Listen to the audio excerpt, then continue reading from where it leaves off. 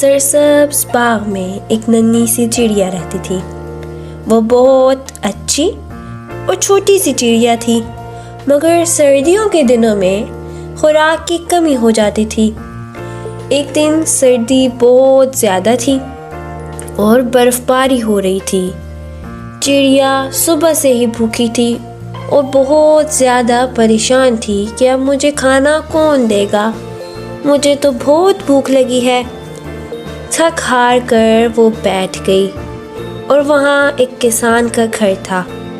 वहाँ उसने उम्मीद से इर्द गिर्द नज़र दौड़ाई और ज़मीन पर कुछ ही दाने नज़र आए, मगर इतना कुछ ज़्यादा ना था।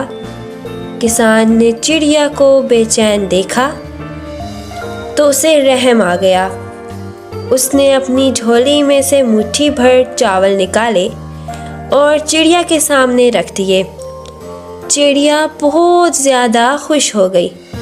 वो फ़ौरन दाने खाने लगी और किसान को देखकर खुश हो गई, जैसे कि वो उसका शुक्रिया अदा कर रही हो, और फिर वो वहाँ से उड़ गई। कुछ ही दिनों बाद मौसम बहुत ज़्यादा ख़राब हो गया।